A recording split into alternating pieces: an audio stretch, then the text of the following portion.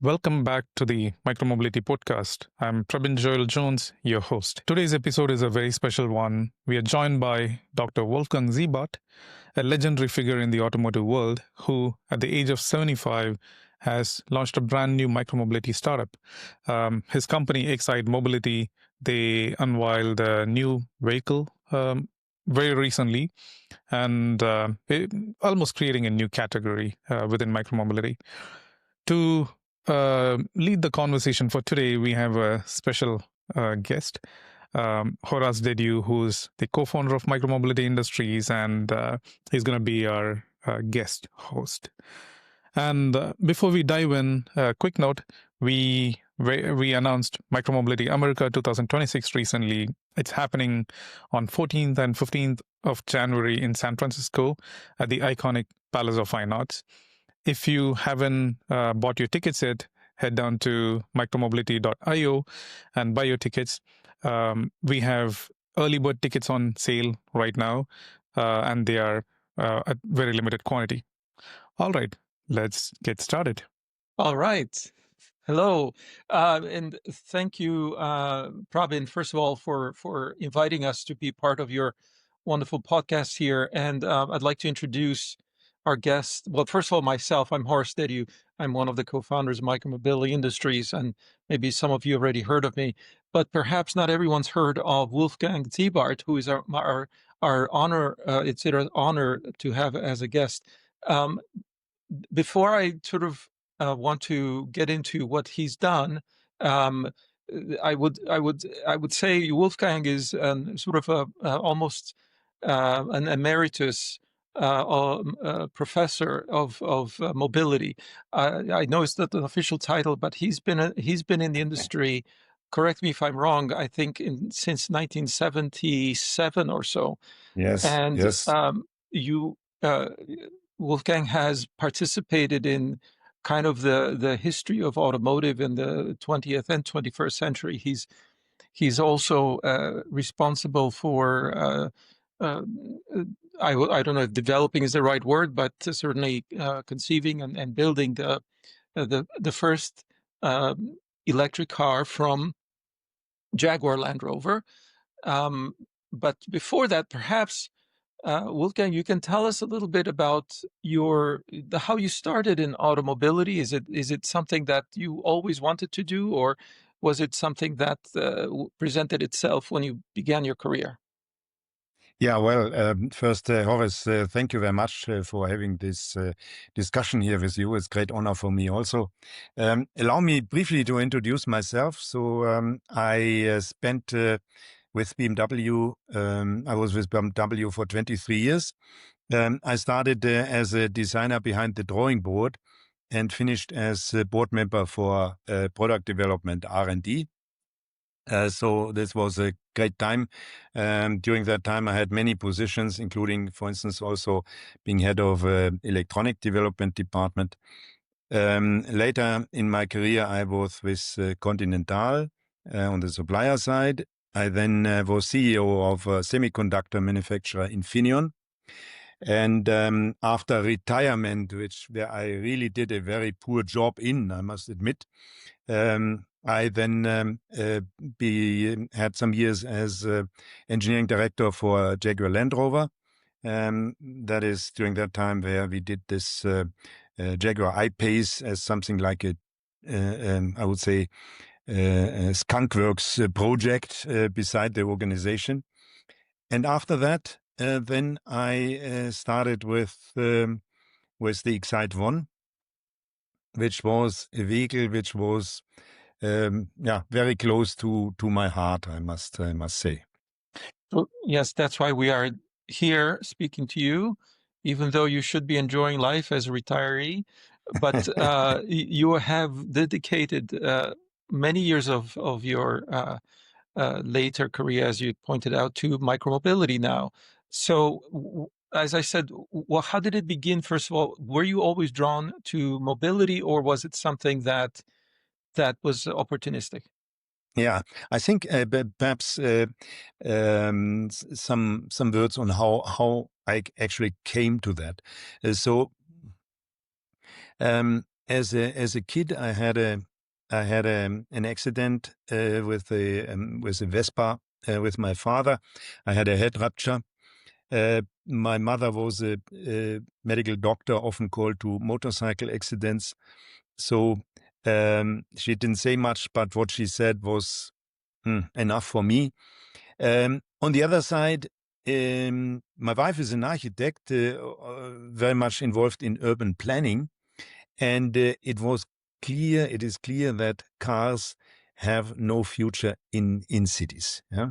And even in suburban areas where people live and then move into the city, either for work or for purchasing, whatever.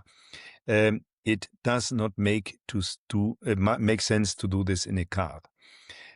Reasons are known. Yeah, cars take too much space, parking space. In Los Angeles, I think 1/4 of the whole land is covered by parking. And then due to the size, they also create traffic jams, and then it cannot be sustainable mobility if to move one person you need a 2-ton car. Yeah, so it was clear you need smaller vehicles.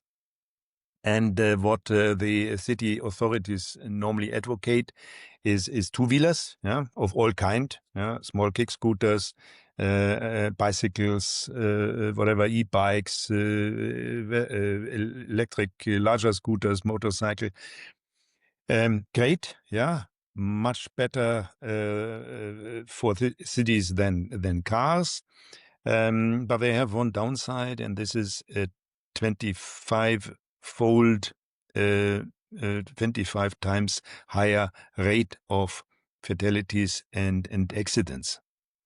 So, yeah, my question was, how can you combine the small footprint of a electric scooter or motorcycle with the safety of a car? And that's what the XYTE is about. So ExciteOne has just been announced or released. If I may kind of give when I first saw the concept, even the impression I had was that it looks as a almost like a mini car. It has a roof, it has a windshield, it has a seat, it has a seat belt, it has side protection, and yet it's not quite a car. I mean, maybe if you look at it only in profile, you don't notice that it has only 3 wheels, that it also doesn't have doors, and that, in fact, it's a single-seater, not tandem or not parallel seats. So the seats are it's essentially much more of a, let's say, a scooter or motorbike, at the same time having these characteristics of protection.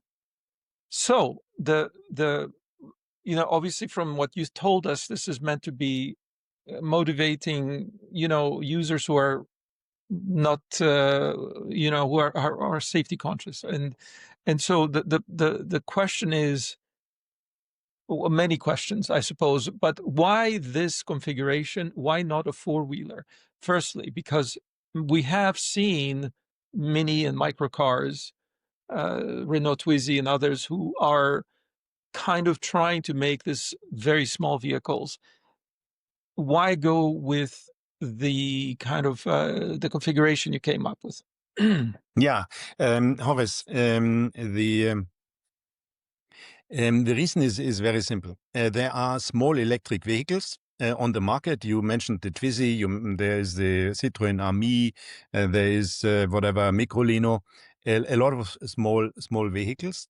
And they have all their advantages. They need much less space, but in traffic, they have to move with the flow. Yeah, you cannot make use of, I would say, narrow gaps where you can work yourself through.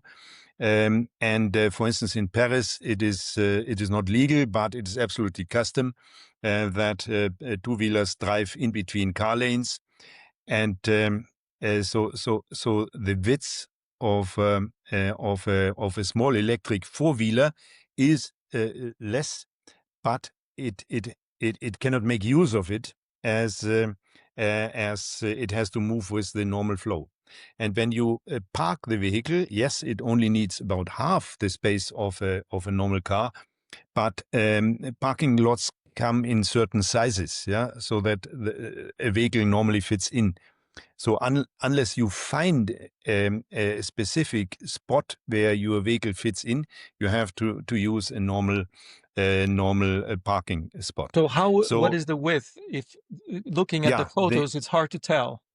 Yeah, the width is 790 millimeters, which is less, by the way, than the former BMW C1, which was 860, and is about what a normal motorcycle is.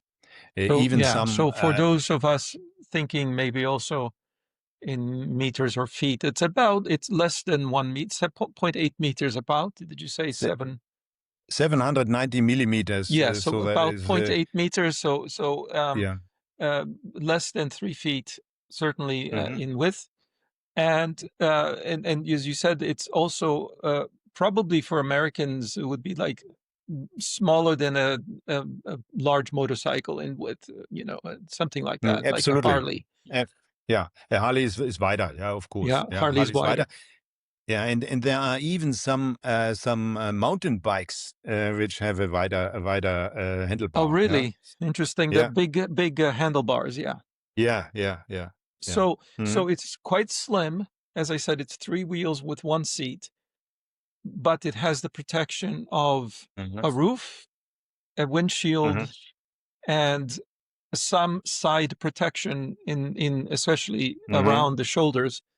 And the pièce de résistance is that it has a seatbelt. Now, does that mean that you don't need a helmet?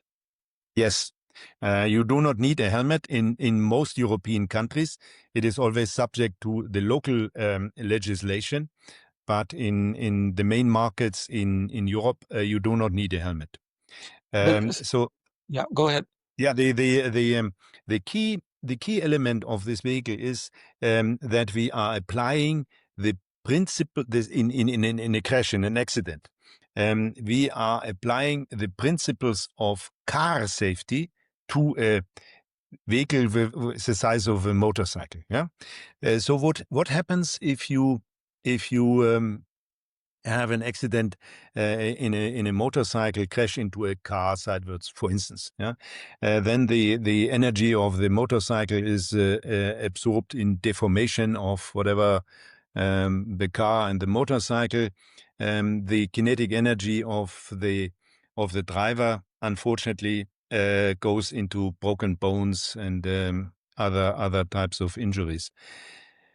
So here in our vehicle, we have changed this. Yeah. So in the front, we have energy absorbing elements which absorb the kinetic energy of the vehicle, and the kinetic energy of the driver goes into the safety belt. Also, when it comes to body construction, the body is designed like a car. Yeah, it is like a space frame. So our body designer was formerly heading up the body engineering of Rolls-Royce. So he carried over many of his design principles from Rolls-Royce into this vehicle. So we have an aluminum space frame which is able to absorb energy in a crash. So the vehicle behaves like a car in a crash and not like a motorcycle. Especially, you didn't mention this, but the motorcyclist being on top of the vehicle tends to go actually keep going if there's a collision. They tend to actually end up not even absorbing the crash, but end up plummeting into something else, or skidding along the ground. And so by holding the rider in, the injury from essentially just abrasion. Yeah, but even just becoming a projectile, is limited. So the logic is pretty clear. Of course, it will also, I assume, correct me if I'm wrong, behave better if falling on its side or if it goes upside down, because you have protection above and to the sides. Yeah, absolutely. So we have a very, very strong side protection. So there is I think 40 millimeter tube on the side, which in case of a side impact keeps the body in position. The legal requirement is that when the vehicle falls to the side, the the head should not touch the ground. Yeah, this is of course we can fulfill. So even inside the collisions, the vehicle performs. I would say at least as well as in a small car. Now, the controversy, I think, will emerge immediately when people see it was as to why it doesn't have doors on the sides. And I remember asking you this question early on, and I think it's a very common question. Can you address this? Absolutely. So this is there have been many attempts to build so-called narrow tilting vehicles. Vehicles which are narrow, so they need to tilt to not to flip over in curves. Which, by the way, the XYTE One actually is a tilting vehicle. People may not Yes. realize this just looking at it. You don't the front two wheels have a tilt capability, and so you very much lean into corners as you would in a motorcycle. Yeah. This is mainly for keeping the track narrow. Yeah, if you do not have the vehicle leaning, then you need a wider track, and then you are more or less in the category of a car, of a small car. So there are plenty of offers there. So that's why we made it lean. And by the way, it's also much more fun. You have the fun of a motorcycle. Absolutely. And once, just as a side note, once I considered the question of the definition of micromobility being a vehicle which leans into corners versus one which doesn't. Yeah. I considered this because I was inspired by another question, which was someone asking, what is the difference between a ship and a boat? And this is interesting from sort of nomenclature, because we always refer to people having boats and so on, but only ships seem to be very large. And I was wondering if how that was defined would help me. As it turns out, one definition of this distinction is that ships lean out in turns and boats lean in to turns. And this is a very curious thing. I don't know if it has to do with physics or the hydrodynamics or the area underwater versus area above water and so on, central gravity. I'm not an expert on boats, but it was an interesting distinction. And then I kept thinking that how likely is it? I mean, the feeling is completely different. If you are in a car and it's going around the corner, your body tends to lean outward, and you have to have support for that. If you're in a racing car or something like that, you have to have be kept from. But motorcyclists, obviously, they don't have any seats to hold them in place, so they have to lean into the corners. Now, putting the physics aside, everyone who's ridden a bicycle, learns this first. It's like how to take a turn, how to lean. And of course, at speed, it's almost like the wheel doesn't turn at all. It's all based on the lean. And the dynamics and physics are fascinating. But I think from the user's point of view, what this emphasizes, though, is that this is going to be a different feeling than being, a passenger in a vehicle. It's far more engaging, which is, I think, one of the attractions of micromobility. It's like you are really going back to this idea that you are in control and that it is a sensation. It is a physical sensation. And I always like to say, in automobiles, you watch the world go by on television, but in micromobility, you are passing through it, and it's a completely different feeling. So but tell me, please, how to think about the doors. I didn't want to distract. Before we come to the doors, I want to respond to what you said just now. It is very important that this vehicle it makes fun. Yeah. So it's not that somebody has to be forced into the vehicle. He should have fun in driving. And this is leaning was very important. So we have a lean angle of 39 degrees, which is close to a racing motorcycle.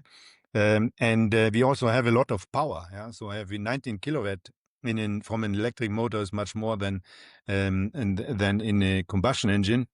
How much is that in horsepower, just for others?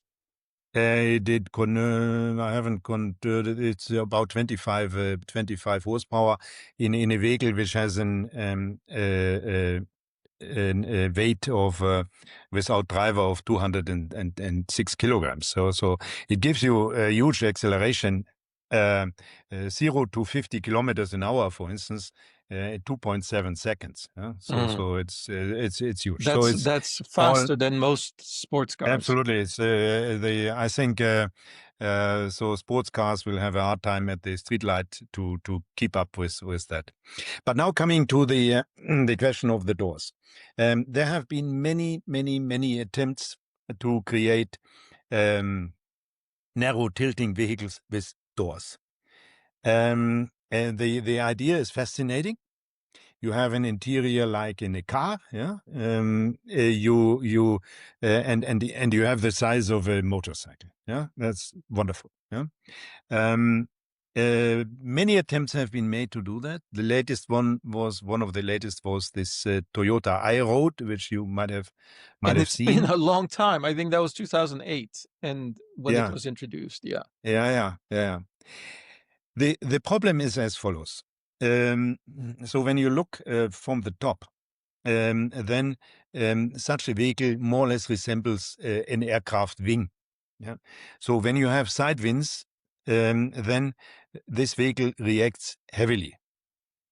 What a motorcycle driver normally does is that in case of side wind, he first goes with the wind, then leans into the wind, and then returns to his original path. That's how he reacts. Now, this maneuver has now to be done by the vehicle. Mm-hmm. Yeah. What this leads directly into a steer-by-wire solution. So you cannot allow a direct connection between handlebar so just or to pause you for wheel. a moment, you said that the motorcyclist reacts to the side wind with a certain maneuver, but yes. Because you are implying that because if the motorcyclist was enclosed, they would not sense the motion, and Absolutely. therefore the machine has to provide the machine has to do it. Correct. Yes. Correct. You don't feel like in a motorcycle; you feel like in a car. Yeah. So the car or now the steer-by-wire mechanism has to resemble this maneuver, and this means that you have the handlebar more or less indicates or steering wheel, whatever you have then in such a vehicle, indicates the direction the driver would like to go, and then the vehicle itself and the steering has to act in a way that this is being done. Yeah. So you need a very sophisticated steer-by-wire control, which is also highly safety critical. So it pushes up the cost significantly. On top of this, as you have now a closed compartment, you need all the whatever HVAC, window lift, whatever you have in a car. Yeah. So the cost of such a vehicle would be significantly higher than of a normal car. Yeah? So this is the reason why it has been tried quite often. It can be done. Yes, it can be done. There is no physical law which speaks against this. But such a vehicle then is whatever 3 times, 4 times the cost of our vehicle. And the weight and so on. And I would just draw attention. And everything. In the two-wheeler space, there are these recumbent bicycles which have fairings. So people have been playing with this since the 70s and sort of trying to optimize aerodynamics for bicycles. And always the configuration that is used is recumbent, meaning that you are low to the ground. And the vehicle's shape is much more of a sort of a thin and long kind of a almost like a long fuselage for an airplane. So the reason you can't do that standing up in a normal bicycle, imagine why not just put a big plastic bubble around a cyclist? That would certainly improve aerodynamics and could have been done century ago, but it doesn't work because exactly of the crosswind question. And so the issue of buffeting or being in turbulent air it becomes very sensitive to this, and the more you add side panels, it's called windage in boats. It's like the more sensitive it becomes. So there's a limitation simply because of the way to put together a form factor, and I think you did not go to a recumbent design. You did not go to something low. You wanted to have a sit-up position, which implies to me also good visibility and natural entry and exit. So this is not requiring you to sit down, and get up, which again would be, and also obviously having all kinds of issues with space for storage and so on. But it's a fascinating discussion because you get into all of these trade-offs, and also, by the way, just looking at the vehicle, which, by the way, you should go see it if you haven't already. It's XYTE. Is it -mobility.com? XYTE-mobility.com. Correct. So when you look at the configuration, you are looking like you are sitting on a chair, much more. Perhaps not a full cushion chair, but it is much more of a sitting position, similar maybe to a Vespa as a sitting position, as opposed to a motorcycle where you have to swing your leg over to get on straddle position. This is much more of a sitting position, and so, but that also implies a certain height of the eye, and I think one simple question: is the windscreen glass or plastic? Yeah, the windscreen is glass. The windscreen is glass. It's very high to fulfill legislation with plastic, with a polycarbonate windshield, as there and are has a restrictions. windshield wiper. Windshield wiper, yes, correct. And perhaps to add to the weather protection. So I have widened the windshield as much as possible. So the windshield is more or less on the outer, on the 790 millimeters I was mentioning of width. So much wider than normal in normal wind protecting devices, which you have for scooters, Yeah. and allow me to talk a little bit about seat position, which you touched before. So we saw from the customer reactions on scooters in general, but also former BMW C1 reactions in the internet, that in particular women have an issue with getting their feet on the ground, if the seat is too high. So in a normal scooter or motorcycle, the seat is around 750 millimeters from ground level. I have lowered this by 100 millimeters. So you have a much better ingress and egress and ingress situation than in a normal scooter or motorcycle. You have, if you compare it with a car, the center of gravity of the body when sitting is about the same as in a soft SUV. Yeah, it's higher than in a normal sedan, and not as high as in a whatever truck, F-150 or so, much higher. But it is so when you move in, your center of gravity of the body, it more or less stays on the same height. Yeah. And this is, I think, adds quite to the comfort But you don't, of the vehicle. correct me if I'm wrong, but I think because it's a three-wheeler, you don't need to put your feet on the ground when you are at the stop, correct? Absolutely. This is very important. So you can block the tilting, which you normally do at low speeds. When you approach a street light, you do not need to put your feet on the ground. You just activate the tilt brake, and then the vehicle stays upright, and then when you move on, you then release that tilt brake at a speed which So is for those who are you feel unfamiliar, comfortable. Piaggio introduced a three-wheeler motorcycle in, I don't know, maybe 15 years ago or so. Mhm. In Piaggio is Italian, but I think they were very popular also in France. And Mhm. the concept of a three-wheeler with tilt, three-wheeling motorcycle was that indeed you didn't, at the stoplights, you could just stay with your feet on the pegs, not have to balance the vehicle on your toes, which Mhm.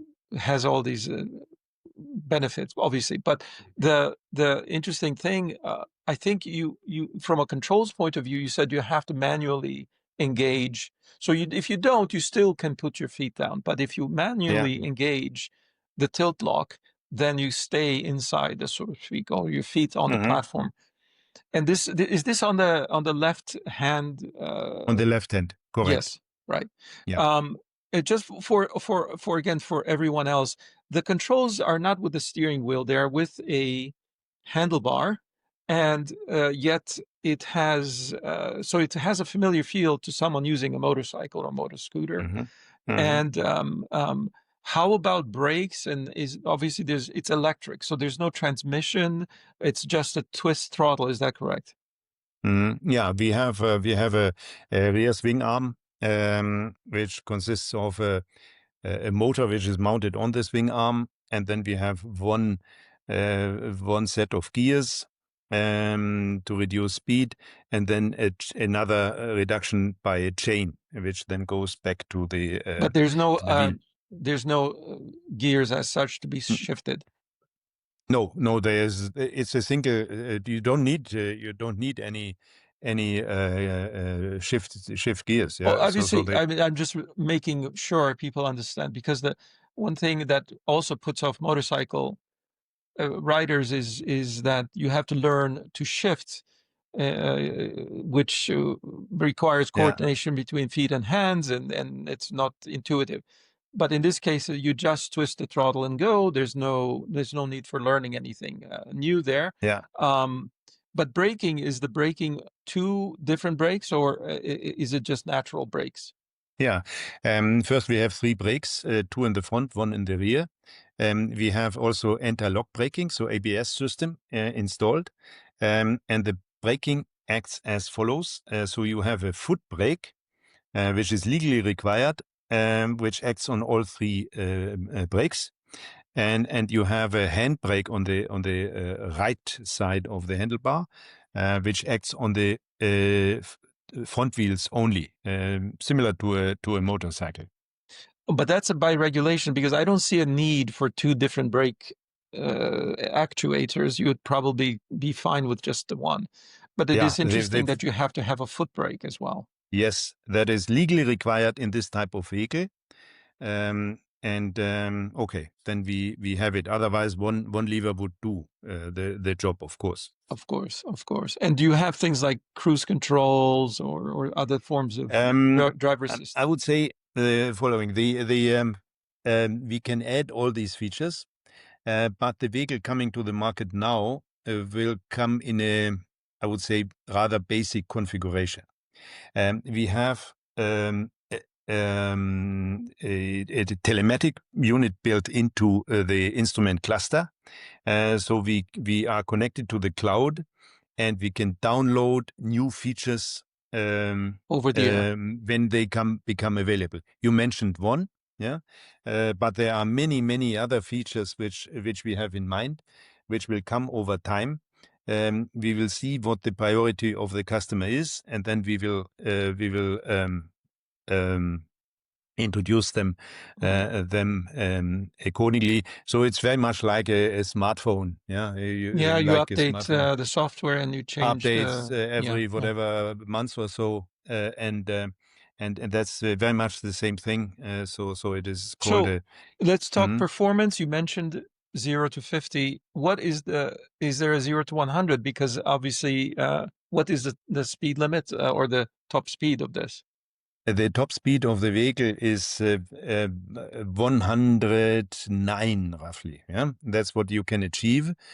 We did this to have the vehicle also to run on US highways. So on US highways, you have a speed limit of whatever 65. So that's about 55, but 65 miles an hour. Yeah. 65 or 70 is something that such a vehicle should do.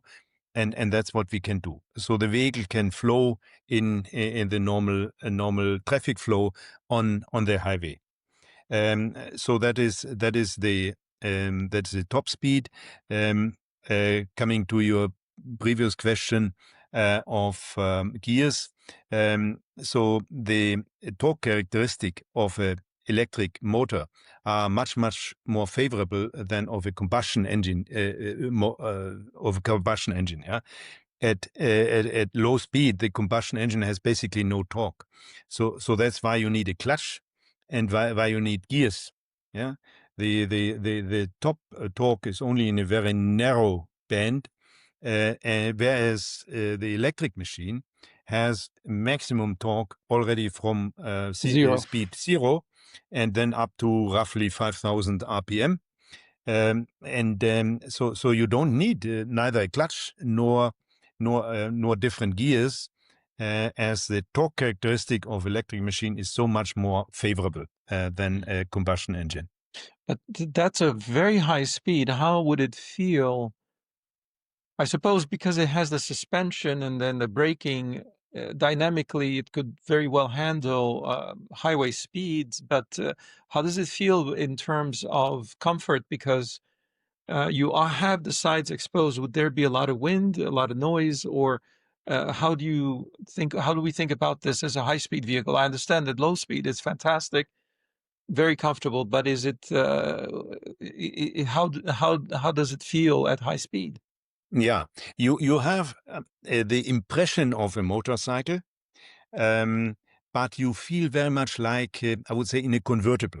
Yeah, in a convertible driving at that speed, you are exposed the same way as in our vehicle. Even I would say we have a little bit better aero flow as behind your body. The area is closed. So the wind is going around you, not directly touching your head. So slightly better.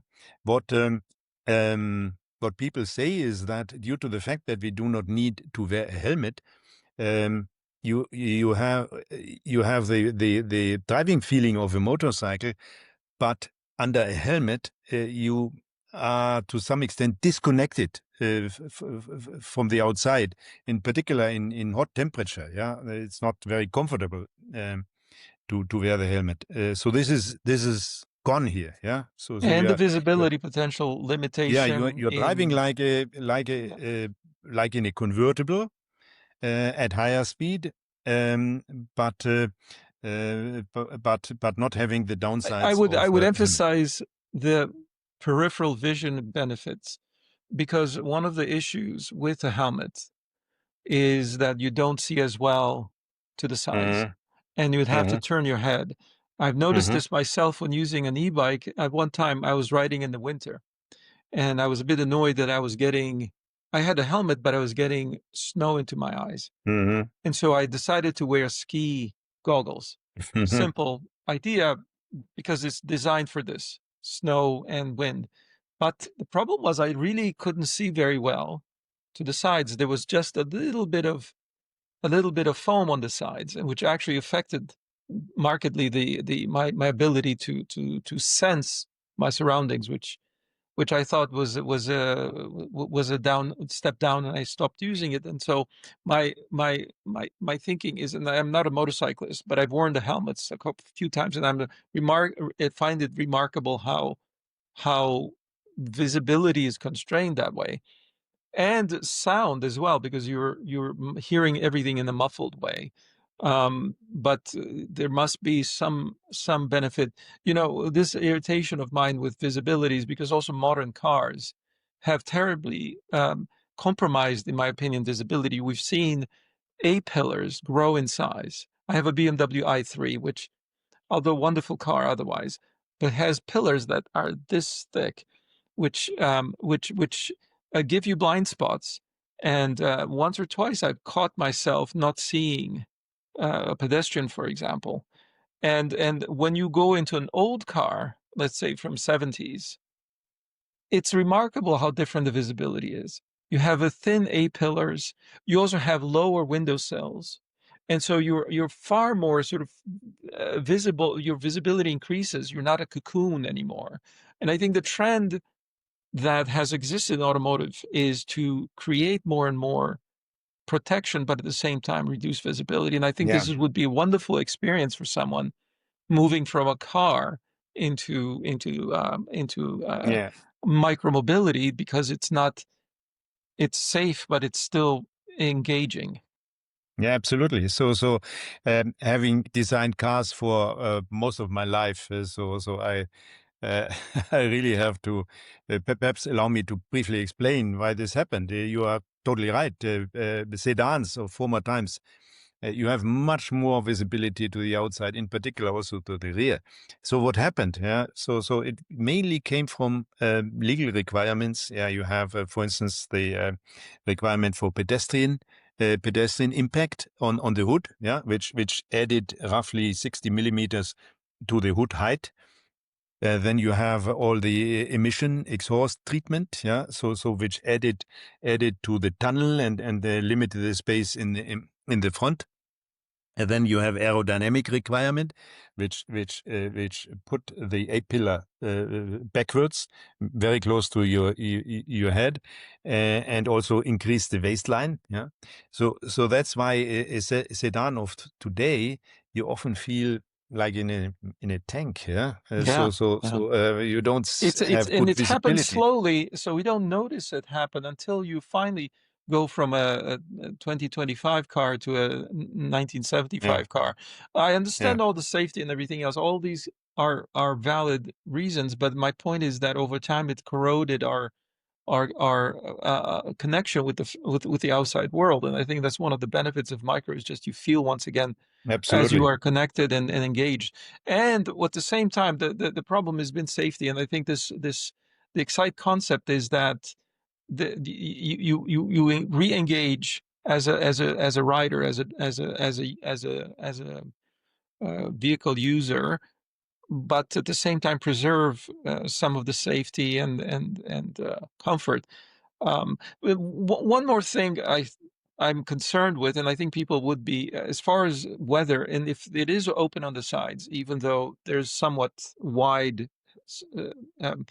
the width of the windscreen The windshield.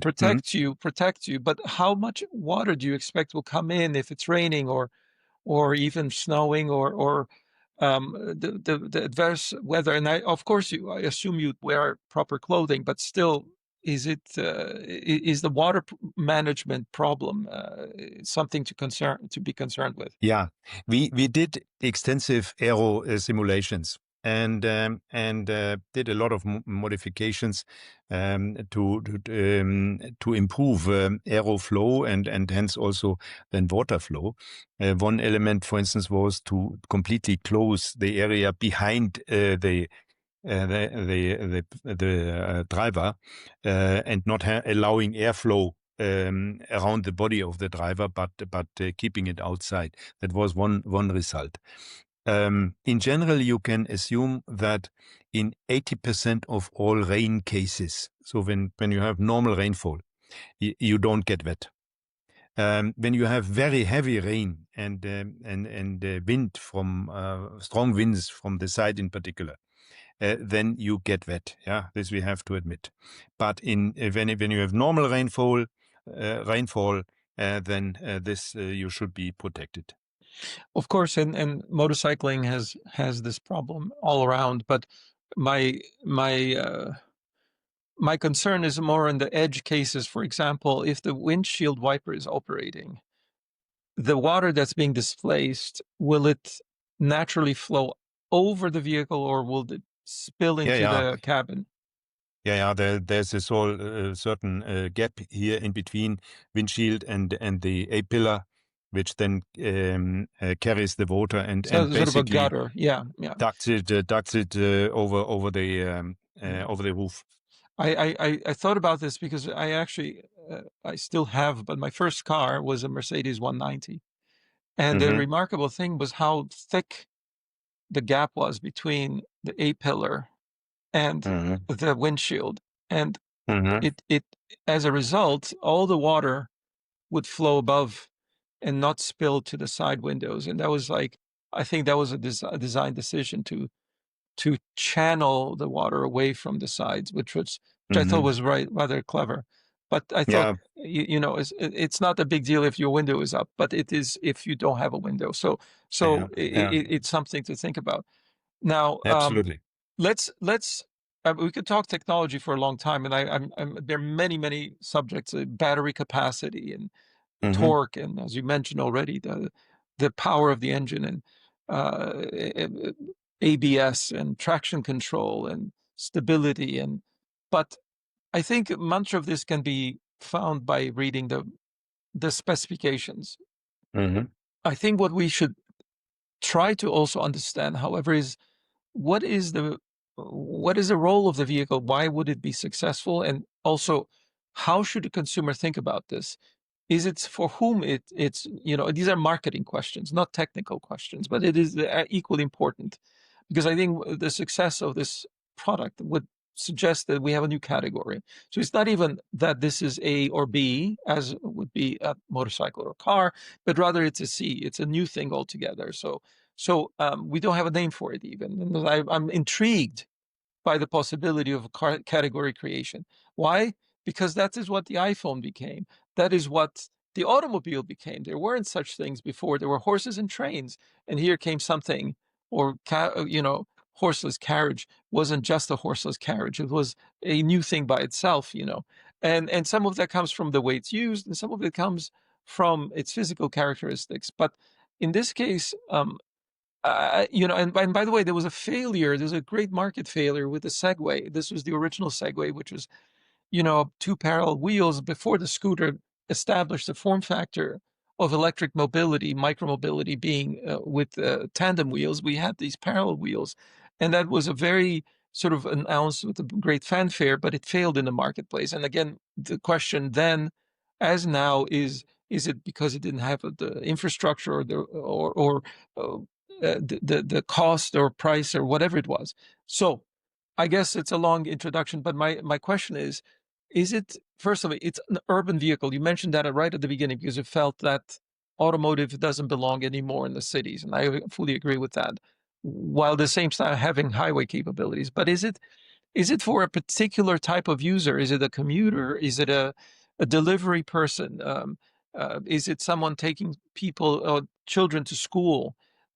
Because it doesn't have a second seat. So this is the question of, like, how do you see the adopters of the technology? Horace, initially the vehicle was designed for metropolitan areas. In metropolitan areas, 20% of the people live in the city core, yeah, and 80% live in the outskirts. And many of them have to move into the city every morning. For instance, you have Paris, where many people live in the outside but work in the city. That was the initial intention for us. Not a vehicle to drive, say, half a mile or so. Yeah, there are other ways, e-bike, whatever. But for this purpose. Then we have conducted market research extensively, while market research is not easy if you introduce a completely new product. Yeah, as the customer have issue with categorizing it. What we see is that the range of customers is much wider than we initially thought. So there is on one side, there is the person living in the city, having no car at all. But he sees that this vehicle, he can park this anywhere, so no problem with parking. So he buys it as a vehicle for certain occasions where public transportation doesn't bring him properly to where he wants to go. He rather uses then personal transportation, and that's the vehicle. That's one side.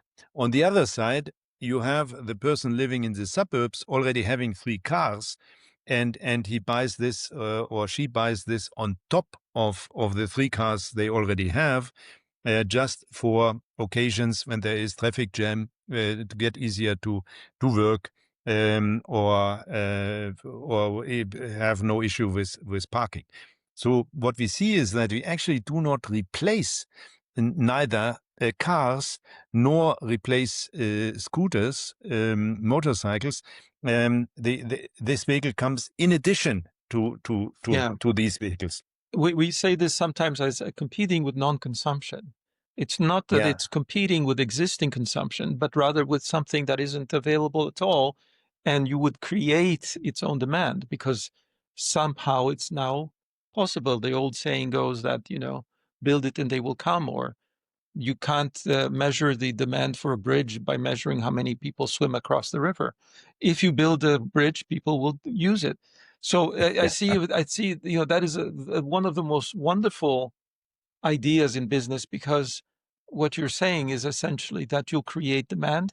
You are therefore going to, in this and is the iPhone, you're going to give something to people who they didn't ask for it. You see, and therefore they are much more delighted about discovering it, as opposed to, it has limitations. It's more like, well, the option is not to go at all. It's not to make the trip. And so it's a fascinating opportunity in that sense. If it is, if it is a new category and appeals to non-consumers of micromobility, and I think that's why it's so exciting to me. But and I think when you mentioned briefly women, and I think in particular the non-consumer of choice to me is a female, because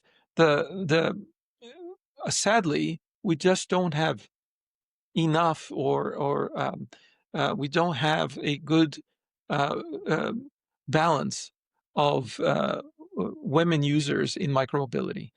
And I think part of that is because they are very sensible people, and that they see the safety consideration is much more important to them. And also they have practical needs, so they need to transport things, not just themselves, and not to go for joyrides. So the practical and safety considerations, by the way, we didn't touch on capacity to carry things. The XYTE does have a luggage compartment, and I'm reminded when I was using an e-bike in Zurich to go to the airport, which was something even the police found shocking and stopped me on the on-ramp to the airport. But I found it a very useful use case, because you avoid a lot of traffic and so on.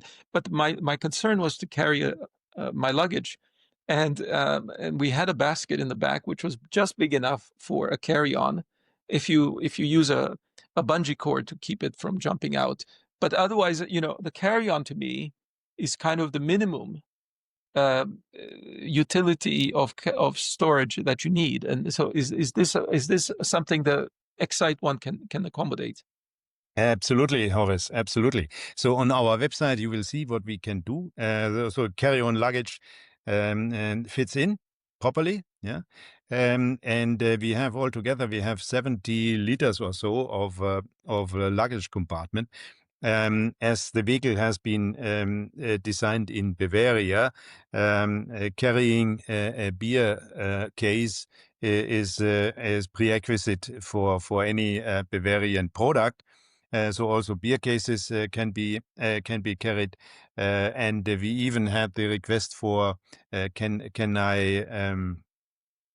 I transport a violin case? Yeah, so also violin cases fit into I that. see the demand for trailer. I see the demand for roof rack. All these things that will possibly be modularized. But Yeah. once people get ideas, we see this with micromobility all the time, that people start to become very creative about transporting other things. Yeah. Also, other people, by the way. I know it's only a one-seater, but I have seen, and this is shocking, but obviously people are using scooters for more than one person, and I've even seen as many as three admittedly young people on one scooter, a shared scooter in Helsinki. So it's not, they get very creative. And I'm sure someone will figure out how to have more than one person in an XYTE, although it's probably illegal. But if I could just go back to this question about demographics and users, and I think the possibility that it's attractive to non-consumers, non-users, is really the key, and the way to market the product, and how to allow for its discovery would be that it's maybe shown in places where people tend not to not to look for mobility, right? So for example, fashion magazines, or to be a lifestyle a category, or some kind of product placement in movies or something like that, because I think most people are not shopping at trade shows and conferences, and and they don't go into a motorcycle dealership, or they don't go into a car dealership looking for something like this. So they'd have to be looking. We would have to find them in where they are looking, in other words, and that's a challenge. It's a challenge for all micromobility, but in particular when you have a new category. I'm reminded that when scooters first came out, then nobody knew how they would be sold. Would they be sold in sporting goods store, or would it be sold in where bicycles were, or would it be sold in a department store? And I've seen examples where they were selling micromobility in an automotive parts store. So, like, or we buy your oil and your do-it-yourself kind of parts and things, and so obviously someone there at the shop thought, hey, nobody knows how to sell this, let's give it a try. But it is a challenge to think about how to market this product. And now, one more thing. I know I'm sort of speaking too much here, but I did want to touch one more thing, because you said that you did consumer research, and there is the sort of the how to say, the ancestral version of something like this, which is a covered motorcycle that was launched by BMW during, I think, late 90s, and it was kind of a cult classic. Can you tell us about it? Yeah, absolutely. So that was the former BMW C1. The C1 was launched while I was heading up product development for cars in BMW. So our motorcycle division launched this BMW C1, and this had the same idea, or actually brought up the idea of transferring safety concepts of a car to a motorcycle. Yeah, and in this respect, the vehicle did very well. Yeah, so we have studied the respective forums, and there are many reports about accidents, and people are really exited the accident safely. Yeah, so in this respect, the vehicle did great. In other respect, it didn't do that well. For instance, it was rather weak, so very weak engine, and and then the wheels are a little bit too small, and so on. Many other issues which were reported in the respective forums. And we worked intensively with the former BMW C1 team, which is retired more or less. So they could they were very much helpful in getting I would say the transferring the idea the initial C1 had now into the future, and we corrected basically each and everything. Yeah. For instance, stability at low speeds is a certain issue with this type of vehicle, as center of gravity is higher than in a motorcycle. So we added the three-wheelers, the two wheels in the front, which then allows you to fix the position. Motor much stronger. Weather protection better. So we corrected each and everything which was mentioned in the respective internet forums here, and so it is to some extent revitalizing the previous idea of the BMW C1. But even though there were complaints and there were issues, it was and maybe it didn't do very well in the mass market, but those owners I heard were super loyal and very, very, very fond of it. And it was, as I said, a sort of a cult classic, cult product. Yeah, but so altogether, the vehicle was on the market only for 3 years, and during these 3 years, 33,000 were sold. Yeah, that's a big number. At a time, absolutely, at a time where nobody talked about inner urban traffic, electrification, whatever, keeping cars out. Nobody talked about that at that time. It's quarter of a century ago. Even at that time, that many were sold. So the matter, and there are still some on the road, I'm sure. Yeah, you out of the 33,000, as we have found out, more than 20,000 are still in operation. Yeah, plenty. Wow. So So in Paris, for instance, there are many of these vehicles still being driven, while the vehicle is highly illegal, as it doesn't fulfill any emission regulation. So if you are picked up, you pay whatever 60 euros or so fine, and in spite of this, this vehicle is used as basically there is no alternative for some banker, lawyer, doctor, whatever, living in the outskirts and working in the city, other than the car. And the car, he cannot park, he cannot, he's stuck in traffic. So that's why they are still used. For those of you who may not be familiar with Paris, as far as its commuting patterns, the thing you're struck by, if you do try to go there by car, is just how many two-wheelers are present. And these are motorcycles, mopeds. As I said, we talked about the MP3 being super popular, but also the C1, which I think is, I gotta say, the cult product, but it is a particularly interesting for someone who, as you said, is a professional who is concerned about safety. And the reason for all the two-wheelers is traffic, is parking, is congestion in general. And this Paris is quite a small inner city that is within the peripheral boulevard, which is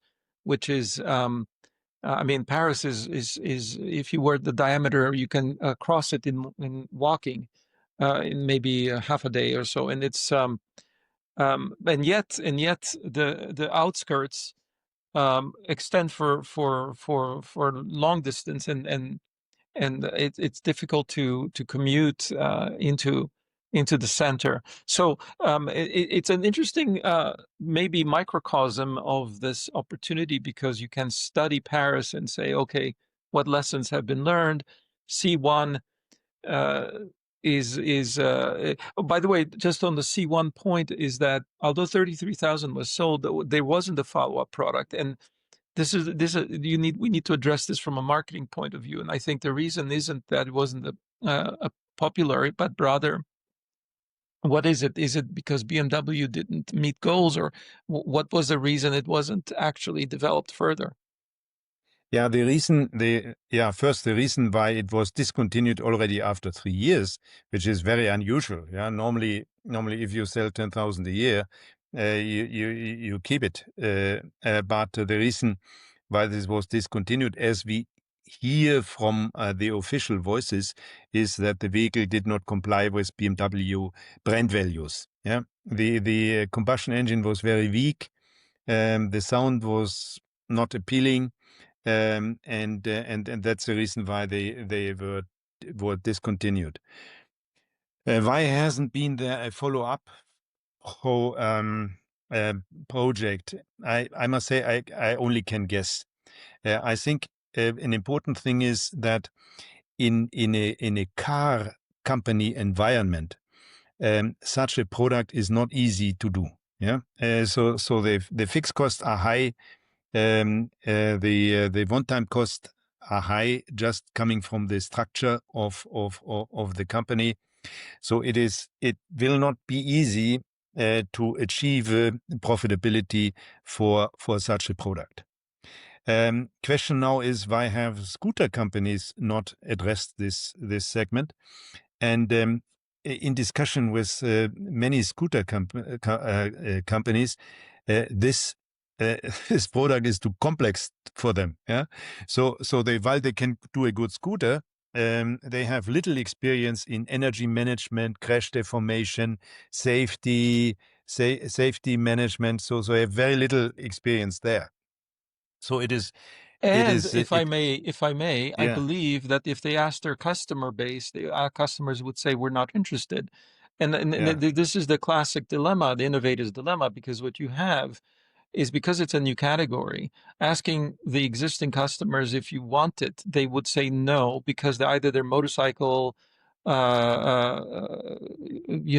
enthusiasts, or scooter users who are mostly cost conscious, and then you have at the same time automotive people who are or users who are much more focused on the traditional criteria, and there's the channel in between, which is the intermediary. This is the dealership and the mechanics and the people who are even regulating these products, and they look at it as also being a sort of a three-headed horse or something. So the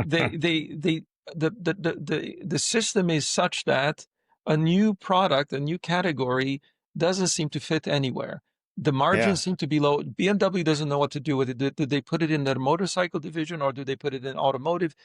Is there an incentive for the salesperson? If you're an automotive, then you don't have the same incentive structure. It's really complicated. And this is why I think there's a technical reason, which you pointed out, but there's a marketing and a distribution reason as well. And there's a consumer perception issue. But so to break this puzzle, as I said, you have to treat it differently, and it has to. And I think the beauty of XYTE is that it's born from a company dedicated to it. It's not being put as an appendage to something else. Your business is dedicated to this, and the team is focused on this, and therefore they have what they call in Buddhism the beginner's mind. Even though you are not the beginner, but they have a beginner's mind, which is important, right? That you are thinking clearly because you don't have other thoughts in conflict. So this is a very critical thing about the advantage of the newcomer, the advantage of the entrant versus the incumbent. And so congratulations, and I'm really looking forward to seeing how it progresses, and I'm in particular would love to help. And I'm just fascinated by this product. I mean, this is one reason I'm here. That's good to hear, Horace, and allow me to comment on the two things you just touched. First one is sales. So we talked to a lot of BMW dealers, and it was interesting to see they when the C1 came to the dealerships, the car guys did not want to sell it as they want to sell cars and not this funny thing, and the motorcycle dealers or part of the dealership, they also didn't want to sell as they said, we are selling to people who have fun with the motorcycle on the weekend, and this is something more or less for the weekdays, so it doesn't fit to our customer base. So it is really a challenge to there is no proper dealership system existing as of now. And second, allow me to comment a little bit on the team who designed it. You are absolutely right. We just have a structure which fits to this size of the product. The team is not a typical startup team. 25 years old, whatever. So the team is consisting of basically automotive professionals with a long lead history in automotive. Yeah. So, for instance, my head of body, as said, was former head of Rolls-Royce body engineering, and he was used to conduct hundreds of people. Now he works himself. Yeah, so there is nobody working for him. Yeah, he has to do the work. Head of electronics was the former head of aftermarket sales for electric parts in BMW. The head of design, was my former head of design at the BMW 3 Series. So he did 10 or so production cars. So he's not a dreamer drafting something which cannot be produced. So the team consists of people who know what they are doing. Yeah. So and they know, if I do this now, this has that consequence. So that is, I think, why we are much more, I would say, strict in achieving the goals, and in particular also the timing. And we are very, very confident that we will have the first cars in customers' hands already as of early next year. And I'm sure everyone's asking or screaming at us right now, what's the price? We kind of buried this topic. The price in Germany is 12,900 euros.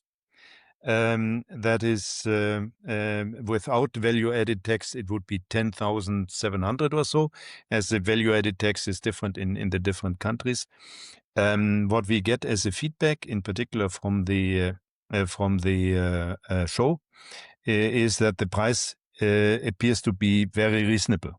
Yeah, I would say so. I would say so because I think, coming from e-bikes and scooters, there are many e-bikes above 5,000, and the most premium are in the 10,000. And this is, by the way, even if you look at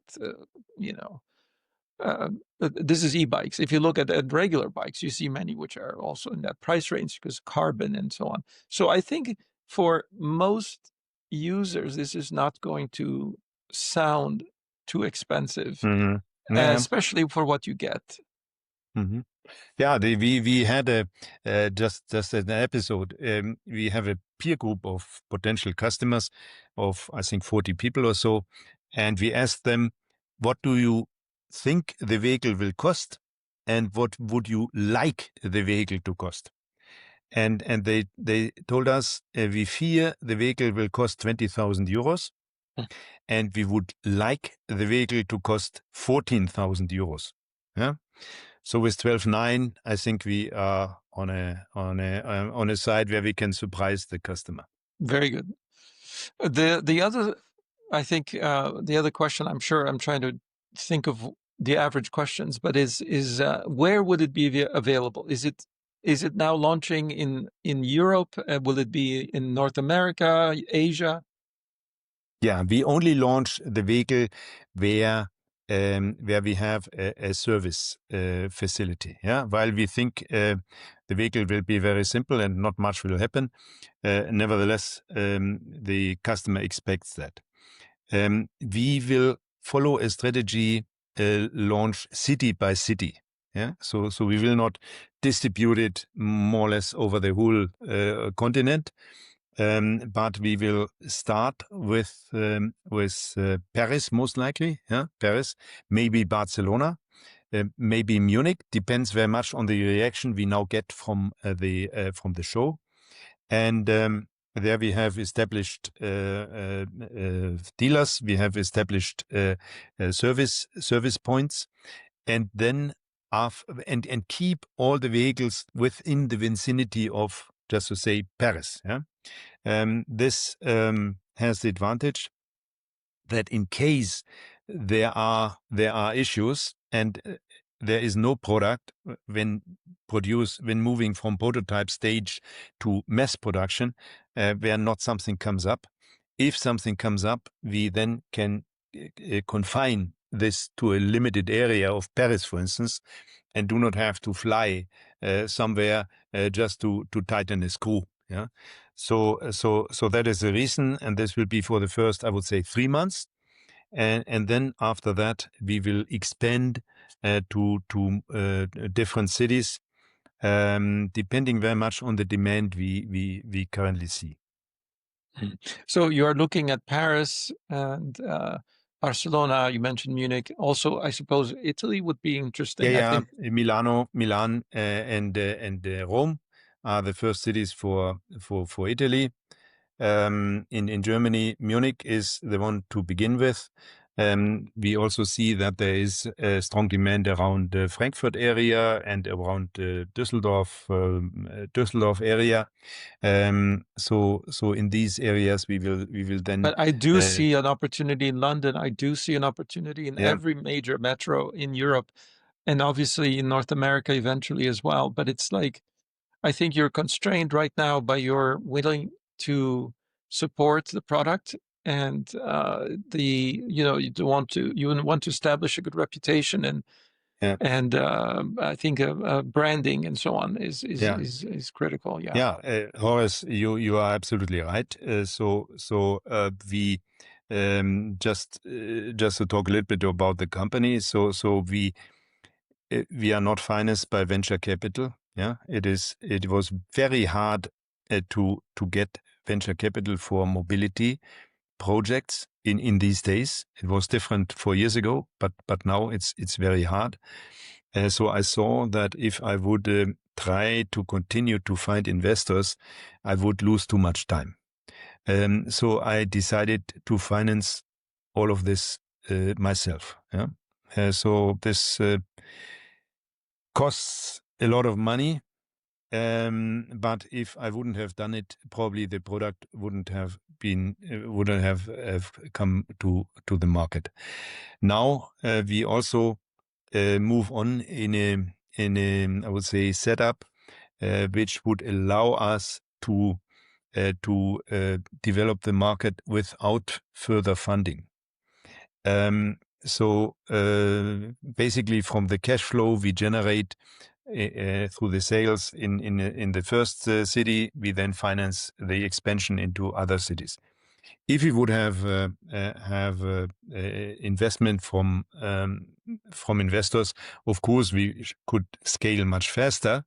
But this is something which is not in our hands. Yeah. So we must live with the situation we have, and this is a situation where we can sustainably grow the company, however, not at the rate we would like it to go. Understood. Well, if it's any consolation, the iPhone was not venture capital funded either.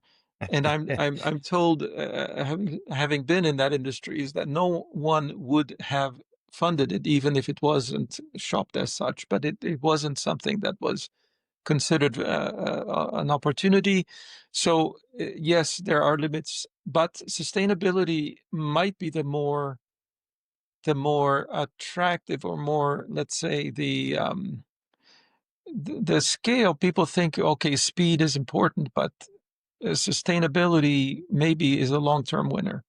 You know, there's a saying, be hungry for profits and be patient for growth. If Yeah. you are in that configuration, which isn't very fashionable these days, but if you are in that configuration, it's far more likely you will be disrupted in the long term. Absolutely, we are working more like a German Mittelstand. Yeah, limiting the risk, always only do things which you can finance yourself. Do not promise too much. Yeah, our financial plan is very conservative. We are often approached by venture capitalists saying your sales projection should be 10 times. Yeah. And you replace all cars or whatever. That's not realistic, and that's not my style. Yeah, I want to deliver what has been promised, and not dreaming about something which cannot happen. Well, that's a refreshing point of view, and I think on that note, we should conclude this conversation, and I think we should follow up with you in a few months and see how the launch went. I know you've shown the product once at a show, but we'd love to have you at the Micromobility conference and in Berlin, and we could have a wonderful demo of the product there and discuss it again. Absolutely. Very much looking forward, and thank you, Horace, for the discussion. Thank you. Thank you.